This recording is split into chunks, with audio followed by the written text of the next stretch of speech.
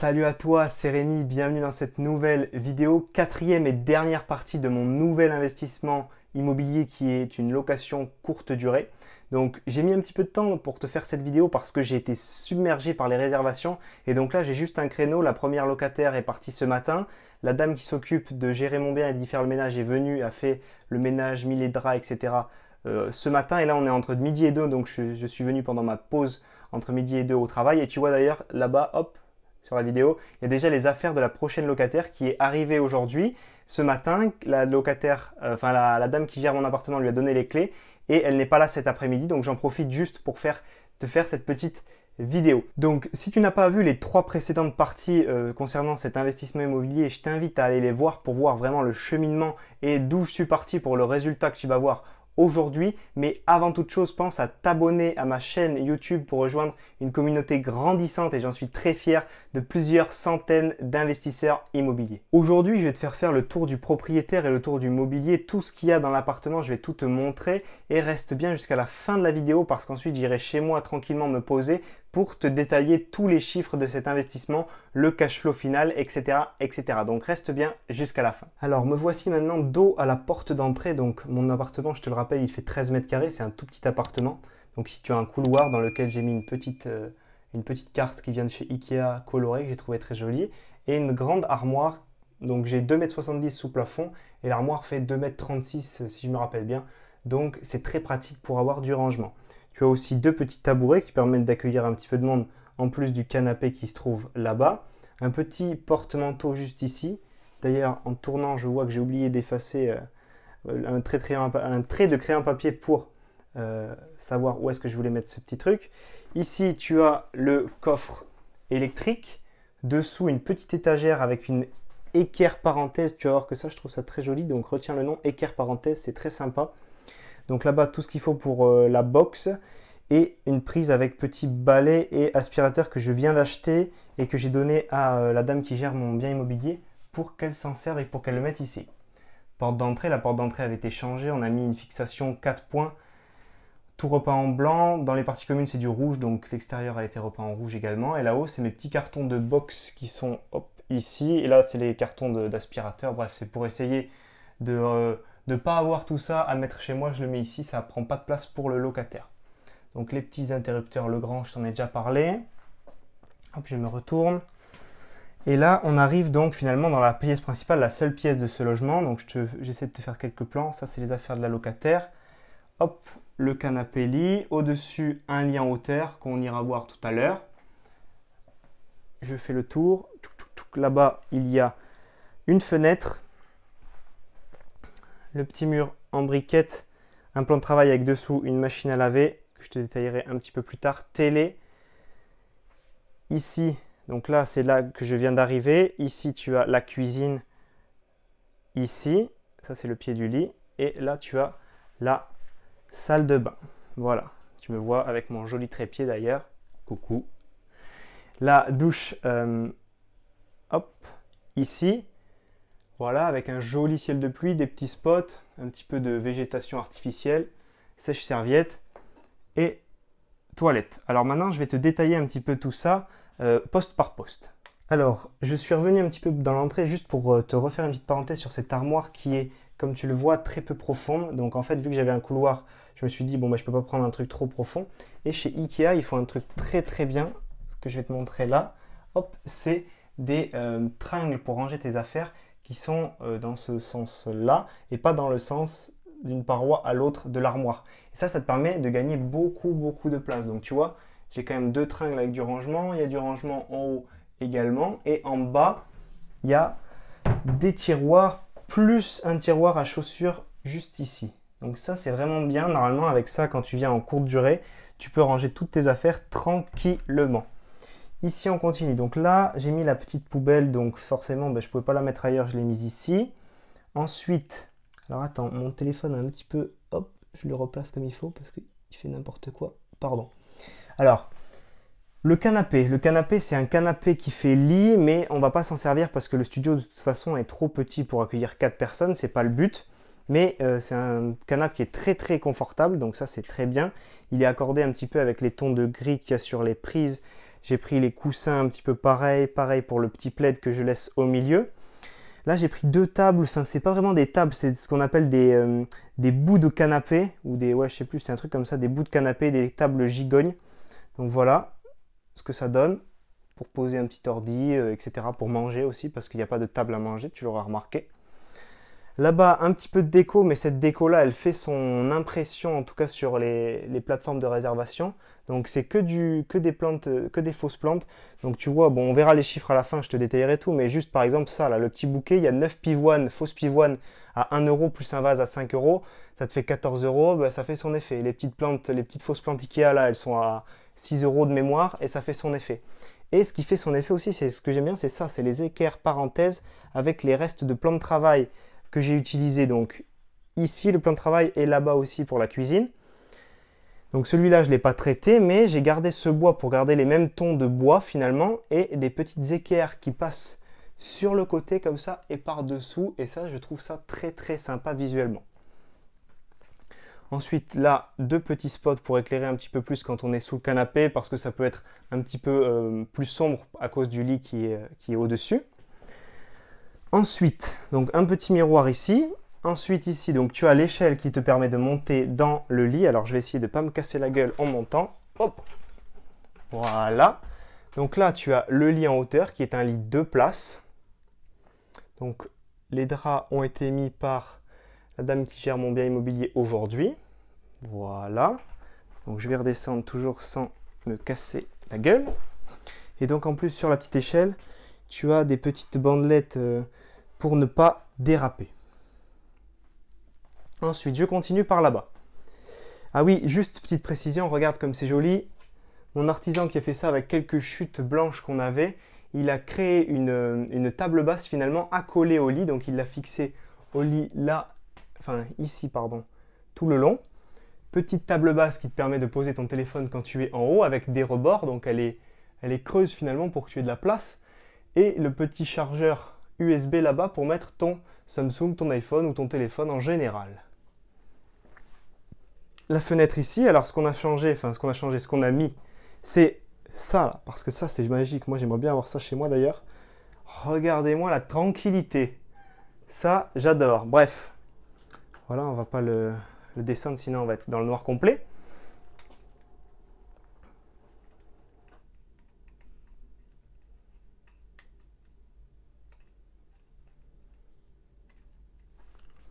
Ensuite, on tourne. Donc là, il y avait le radiateur, tout est peint en blanc. Ça, c'était bon. Je t'avais déjà montré le mur en fausse briquette qui fait vraiment son effet.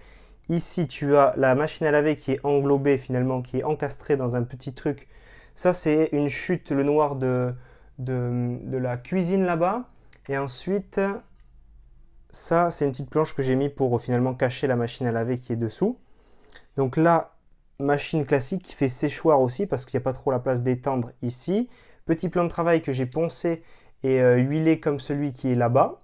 Avec dessus un four micro-ondes, l'accès au transport en commun, j'allais dire quoi, une bouilloire. La bouilloire elle est là-bas, d'accord. Hop, et là tu as une machine à café classique. En plus, ici, là-bas, tu vois un petit livre. Le petit livre, c'est un petit livre pour montrer ce qu'il y a à faire dans la ville. Au fond, derrière, tu as la box, une petite fausse plante, tout ce qu'il y a qui va bien, le décodeur TV et la télé. Voilà, donc on me voit d'ailleurs, elle est sur un bras, donc tu vois, elle pivote un petit peu comme tu veux. Bon, pour la regarder dans le lit, c'est un petit peu compliqué parce que tu as quand même les petites barres ici. Mais pour la regarder depuis le canapé, c'est très pratique. Donc voilà, ça a quand même beaucoup changé. Tout est net, tous les murs sont blancs, placo, bien peints, etc., etc. Donc ça change beaucoup de ce qu'il y avait avant. Ensuite, on va s'attarder un petit peu à la cuisine. Donc je te fais un petit plan arrière de la cuisine. Hop, voilà. Donc tu as un frigo sur la droite, un meuble de rangement sur la gauche, évier, plaque. Au-dessus, tu as une hotte et un petit meuble. Tout ça est carrelé avec des petits carreaux métro. Alors je crois que ça vaut 5 ou 6 fois le prix des carreaux métro classiques. Mais dans un appartement tout petit comme celui-là, je me disais que des carreaux qui auraient fait la taille de 2 carreaux quasiment, ça aurait fait pas très joli. Donc j'ai préféré mettre un peu plus de prix et prendre ces petits carreaux que je trouve très très agréables visuellement. Donc là, normalement, tu as le nécessaire pour... tu as des capsules de café, des sachets de thé. Tu as en dessous tout ce qui est casserole, poêle, vinaigre et huile d'olive, sel, poivre, des planches à découper, un dessous de plat, un petit produit d'entretien là-bas. Ici, tu as tout ce qui est couvert. Là, tu as assiette, petite, grande, bol, verre, enfin tout ce qu'il faut pour cuisiner, le truc pour le four. Avec les petites portes, tu sais, qui font comme ça là, ça c'est nickel. Ici, j'ai aussi mis le prix pour avoir une porte parce que normalement, les portes classiques, elles s'ouvrent dans ce sens-là. Et donc, c'est vraiment pas pratique. La porte, elle arrive ici, tu vois, enfin bref, elle dépasse beaucoup. Donc, j'ai mis un petit peu de prix pour prendre une porte qui s'ouvre en glissière comme ceci. Voilà. Après, en plus de ça, elle allait trop haut de base, donc on l'a arrêté, enfin mon artisan a permis de l'arrêter et qu'elle aille pas trop haut, sinon elle aurait été compliquée à atteindre pour une personne de taille normale. Donc ici tu as tout ce qui est carafe, ustensiles de cuisine, passoire, des plats qui vont au four, etc., etc. Tout est équipé. Évier en résine noire, avec le petit rappel inox noir ici pour le robinet.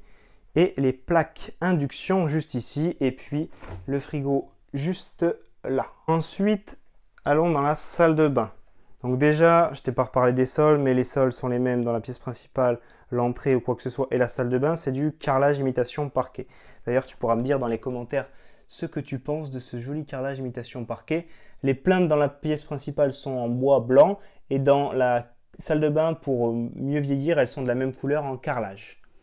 Donc tout petit meuble de salle de bain avec des petits motifs jolis, voilà. Une belle crédence, alors jolie, oui, après à poser, mon artisan a vraiment galéré. Et cette crédence, tu la retrouves dans la douche pour faire une petite frise ici. Voilà, les carreaux, c'est des carreaux quasiment carrés, je crois ils font 20 par 25, du classique. Ciel de pluie classique avec petite douchette. Le truc pour tout ce qui est shampoing, etc., etc. Voilà, et le bac à douche avec le rideau. Le petit meuble de salle de bain, donc là, tu vois, tu as du rangement ici. Si tu as besoin, un parfum, un déo, tout ça, ça loge. Le petit spot là-bas, pareil, l'arrêt de porte avec amortisseur. Ici, pareil, petite prise classique, interrupteur classique. Là-bas, tout ce qui est pour le papier toilette, la petite brossette. Et ici, le chiotte qui est un chiotte classique. Mais quand même, ce chiotte, il a un avantage, c'est qu'il est moins profond que les WC normaux qui arriveraient environ 8 cm plus loin. Et si tu vois, ces 8 cm sont vraiment utiles parce que là, quand on s'assoit sur les toilettes de façon normale et qu'on ne fait pas 3 mètres de haut, tout va bien. C'est-à-dire qu'on passe tranquillement. Par contre, avec un chiotte qui aurait été 8 cm plus long, par exemple ici au niveau de mon doigt, ça aurait été compliqué avec le meuble juste à côté. Donc en plus de ça, ici j'ai pas fait un petit zoom, mais robinet on va dire classique, et j'ai mis un petit truc pour mettre ses brosses à dents, et ici du savon, d'ailleurs il est rempli si besoin. Donc c'est vraiment du clé en main, du tout préparé, il n'y a rien à faire, on peut même prendre son café et son thé avec les sachets qui sont ici, et on vient là avec la cafetière et la bouilloire. Donc vraiment tout est pensé pour que les gens soient à l'aise, puissent tout faire en arrivant. Il n'y a pas de problème, l'eau est mise, le chauffage est mis, tu peux tout faire dans l'appartement, il n'y a vraiment pas de souci. Donc je ne t'ai pas montré, il y a un petit miroir si je te l'ai montré tout à l'heure. Et voilà, je te refais un dernier plan de tout l'appartement. Hop, voilà, avec le lit en hauteur là-bas. Tac, tac, tac, tac. La petite table ici. Hop. Et voilà, et je t'avais pas montré, mais il y a quand même une porte pour aller dans la salle de bain qui est une porte coulissante. Et voilà, avec le petit amortisseur également. J'espère que ce petit tour d'horizon et ce tour de l'appartement t'a plu et que tu trouves cet appartement joli. En tout cas, il fonctionne très bien. Je l'ai mis en location et le premier mois, j'ai fait 27 nuitées, je crois. Il faudra que je vérifie, mais c'est vraiment énorme. Je ne m'y attendais pas du tout. Surtout avec, pour l'instant, zéro avis, zéro personne qui était déjà venue dans le bien ou quoi que ce soit. Donc vraiment de très bons résultats. Comme je t'ai dit, on va aller chez moi. Je vais me poser tranquillement. Je vais te mettre quelque part sur l'écran les chiffres que je vais t'annoncer pour te dire finalement combien je gagne avec ce bien immobilier. Mais en tout cas, c'est vraiment une réussite. C'est un appartement et une rénovation beaucoup plus importante que sur mon premier bien immobilier. Et le résultat est vraiment au rendez-vous visuellement. Et les chiffres des plateformes de location courte durée tombent également. Donc c'est vraiment super. Alors, je te retrouve ici chez moi dans mon appartement pour te faire cette dernière partie de vidéo où je vais te présenter les chiffres de cet investissement immobilier locatif. Donc tu as pu voir que je t'ai donné quelques chiffres pendant les parties 1, 2, 3 et 4 de cet investissement lorsque j'étais dans mon appartement. Mais là, je vais essayer d'être un peu plus précis, de te donner tous les chiffres, mais je ne vais pas pouvoir te donner non plus tous les chiffres. Le canapé, combien il a coûté, combien a coûté exactement le lit, combien a coûté, je ne sais pas moi. Ça va être un petit peu compliqué de te donner par exemple aussi toutes les charges exactement. Donc je vais essayer de faire au mieux pour que tu comprennes ma façon de raisonner quand je veux investir dans un appartement et combien je projette de cash flow, etc. etc. Donc déjà, j'ai acheté ce bien 45 000 € au prix, donc j'ai fait une offre au prix, c'est-à-dire que je n'ai pas négocié son prix parce que j'ai trouvé que c'était suffisamment une bonne affaire, que ça allait partir trop vite et que j'ai fait mes calculs au préalable. J'ai dit ok, je peux prévoir à peu près, je projetais d'avoir 300 € de cash flow. J'ai également fait une fausse annonce immobilière. Donc si tu veux un petit peu l'historique, j'ai vu l'annonce le lundi matin en allant au travail, j'étais dans les transports en commun et j'ai vu l'annonce. J'ai appelé direct, je suis allé le visiter le mardi matin. Donc j'ai fait une fausse annonce qui est parue mercredi matin sur Airbnb et j'ai eu 3 demandes de réservation. Donc c'était des réservations non instantanées, ce qui m'a permis de les annuler. J'ai testé la demande, j'ai vu qu'il y avait une réponse à la demande au prix de nuitée que je projetais d'avoir. Donc j'ai dit ok, c'est bon. Le jeudi, j'ai fait une offre. Donc tu vois, ça s'est passé en 4 jours, c'était hyper rapide. Donc quand tu es sur des immeubles, dans des petites villes, peut-être que ça peut aller un peu plus doucement parce qu'il y a moins d'investisseurs sur le coup, etc. Mais là, sur un prix qui est quand même faible, 45 000 €, on va le voir pourquoi il est faible juste après.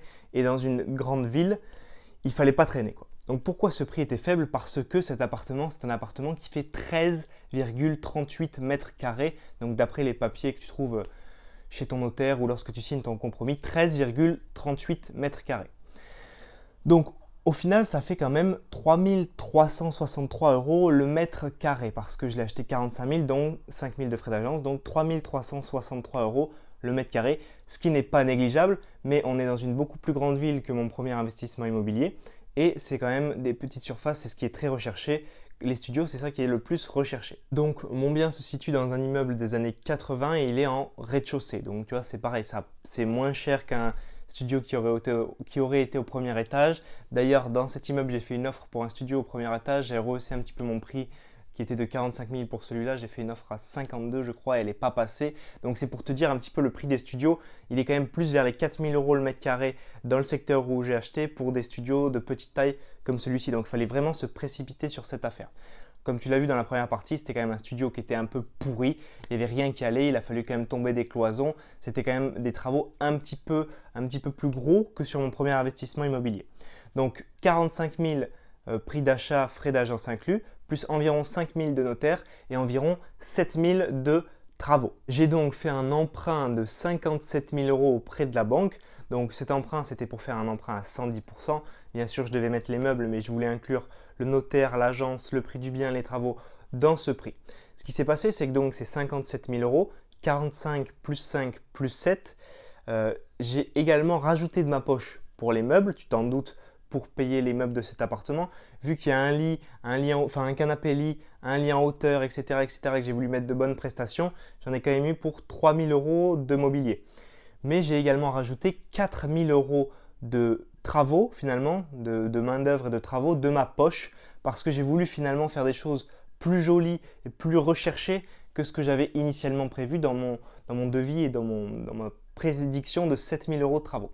Donc j'ai mis finalement 7 000, donc 3 000 de meubles et 4 000 de travaux en plus non prévus de trésorerie de ma poche. Alors c'était un choix, j'aurais pu faire un crédit conso pour amortir un petit peu de ces 4 000 de travaux par exemple, mais j'avais la trésorerie parce que j'ai mon premier appart qui tourne et qui me rapporte toujours de l'argent, parce que j'ai mon activité d'auto-entrepreneur avec tout ce qui est formation immobilière, coaching en immobilier qui tourne, donc j'avais cette somme, j'ai préféré la mettre de suite et ne plus en entendre parler parce que je me disais que cet appartement allait me rapporter du gros cash flow de suite et que donc j'allais récupérer cette somme assez rapidement. Pour te donner quelques exemples de qu'est-ce que j'avais pas prévu et que j'ai fait finalement, je pensais mettre un papier peint imitation brique et j'ai préféré mettre des vraies briquettes de parement avec les petits joints que tu as vus dans les vidéos précédentes et même dans celle-ci un petit peu plus tôt. Donc ça, je trouvais que ça faisait un effet de fou et je me suis dit vas-y, je préfère mettre le prix et que ce soit très joli et à mon goût. Pareil pour la cuisine. Dans la cuisine, tu as vu qu'il y a des carreaux métro.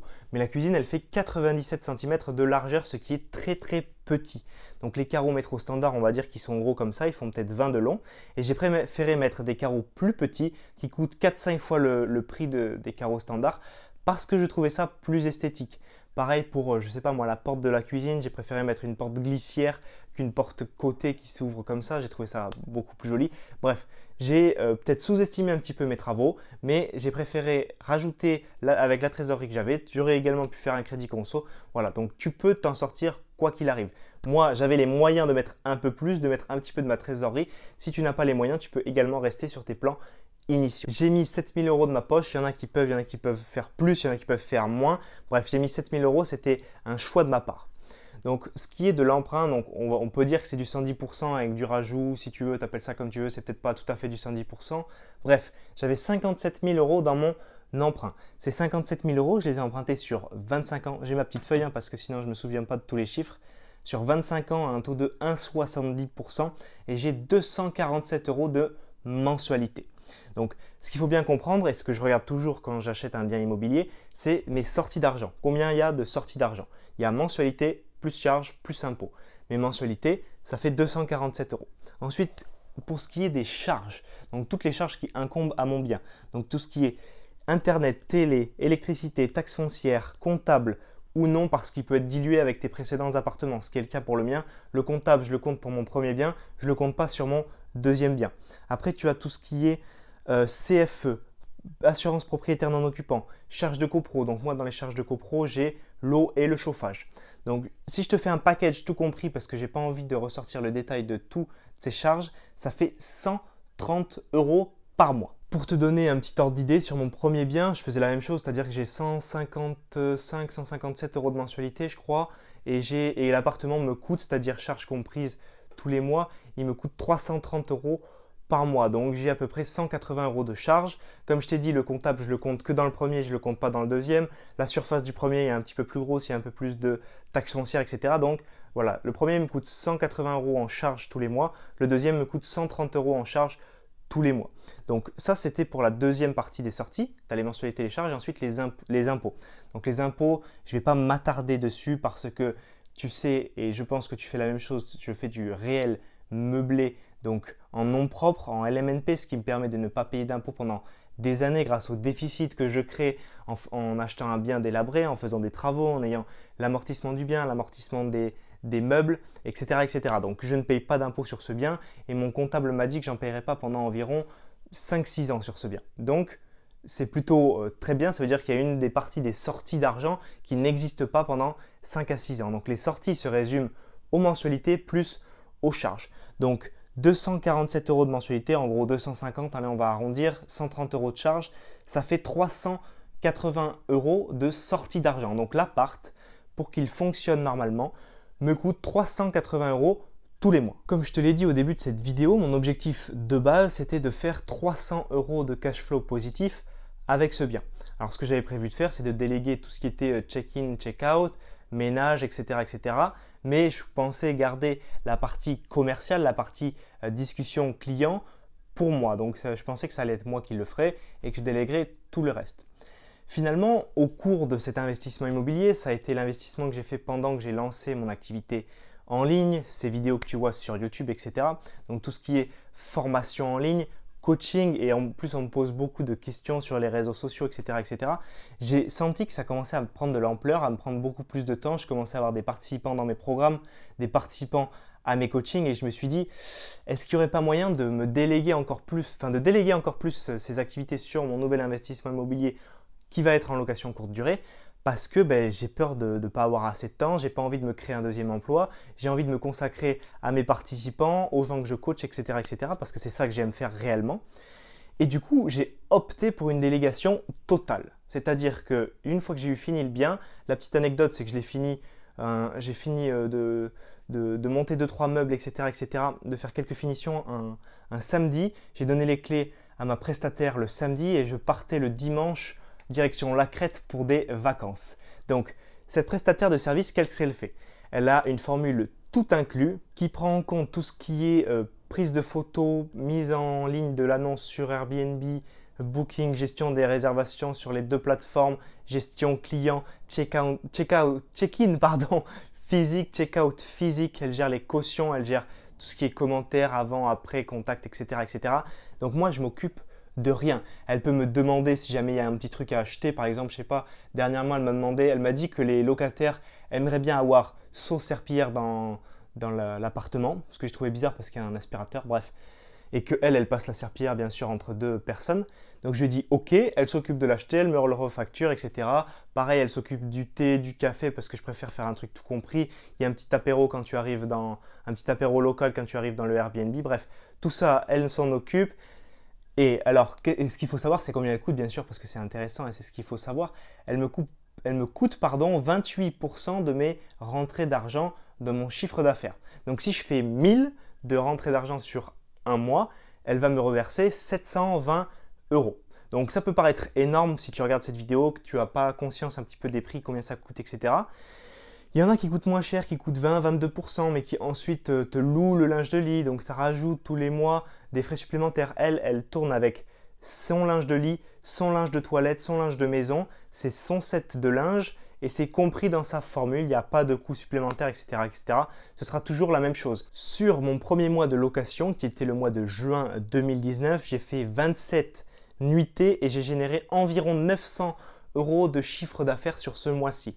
Donc juste pour te faire un petit comparatif, 900 euros de chiffre d'affaires, si je le louais en meublé classique à l'année, je trouverais un étudiant, même si c'est 13 mètres carrés, vu qu'il est nickel, il n'y aurait pas de problème, et je le louerais, mettons, 480 euros. Donc là, je fais presque le double en chiffre d'affaires grâce à la location courte durée, qui est vraiment un pilier qui va te permettre de décoller dans tes investissements. Donc, si tu enlèves 28% de ces rentrées d'argent, tu tombes environ à 650 euros sans rien faire parce que je ne vois pas du tout ce qui se passe, je ne mets pas les pieds à l'appartement, je ne gère pas les commentaires clients. La seule chose que je fais, c'est de voir finalement les réservations tomber sur mon téléphone parce que ça m'envoie une petite notif, un petit mail et je me dis ah ben voilà, réservation, etc., etc. Donc c'est vraiment génial pour ça parce que là c'est la délégation totale. Je prends un appart, je le rénove, je donne les clés et moi je m'en vais et malgré tout ça, je gagne de l'argent et c'est ça qui est génial. Donc 650 euros, tu as vu, mon bien me coûte environ 380 euros, ce qui fait que j'ai à peu près 270 euros de cash flow positif sur le premier mois de location. On n'est pas tout à fait à mon objectif de 300 euros, mais aussi j'ai préféré déléguer tout entièrement ce que je n'avais pas prévu initialement, donc forcément on est un peu plus bas. Donc le mois de juillet s'annonce un petit peu moins bien, on sera plutôt aux alentours de 220-230 euros. Mais j'ai déjà des réservations pour septembre et donc septembre, les nuits sont plus chères. J'ai monté les prix pour le début d'année scolaire prochain. Et donc, je pense qu'en septembre, j'atteindrai les 300 euros de cash flow positif. Donc, je serai pas loin des 1000 de chiffre d'affaires. Donc, ma prestataire me reversera à peu près 680-700 euros et je pense que là, on sera à l'objectif final. Donc, avec la location courte durée, ça ne peut pas être tous les mois pareil. Donc, c'est forcément c'est lié aux nuitées, c'est lié aux gens qui réservent, c'est lié à la saison. Est-ce qu'il y a plus de gens qui viennent rendre visite à leur famille, passer des vacances, etc. ou non. Donc, je pense que moi, dans ma ville, c'est plus une ville où les gens viennent pour travailler, etc., etc. Donc, il y aura un peu une baisse d'activité en juillet-août, mais tous les autres mois de l'année, ça devrait le faire. Comme je t'ai dit, ce serait trop long de te détailler tous les prix des meubles, tous les prix des charges, etc., etc. Donc, pareil pour les détails de la location courte durée, parce qu'il y a le fait que ma prestataire, elle prend les frais Airbnb pour elle me refacture le ménage, enfin bref, il y a des petites subtilités comme ça, mais je n'ai pas voulu te polluer dans cette vidéo avec tout ça. Je voulais que tu comprennes vraiment le principe et comment je recherche un appartement, comment je valide une bonne affaire et finalement les petits imprévus qu'il peut y avoir, tu ne fais pas autant que tu voulais, mais tu délègues plus, etc., etc.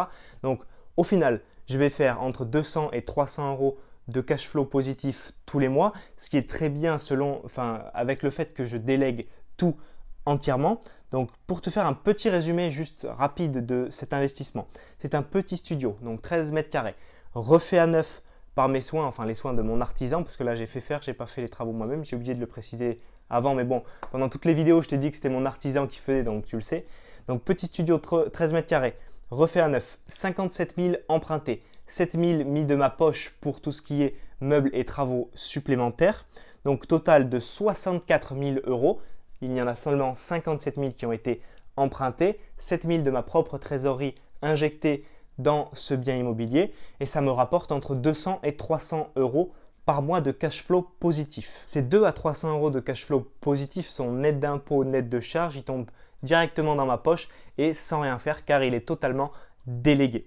Donc si tu veux plus d'informations concernant le détail des prix des meubles, le détail des charges, etc., tu peux me le dire dans la section commentaires et peut-être que je te ferai une étude de cas détaillée de cet investissement si tu en as envie, si ça te fait plaisir, si tu penses que ça peut t'apporter plus que cette série de 4 vidéos. Je te ferai une vidéo bonus sur YouTube pour que tu puisses avoir exactement tous les chiffres de cet investissement, comment je calcule, comment je fais sur mes fichiers Excel, etc.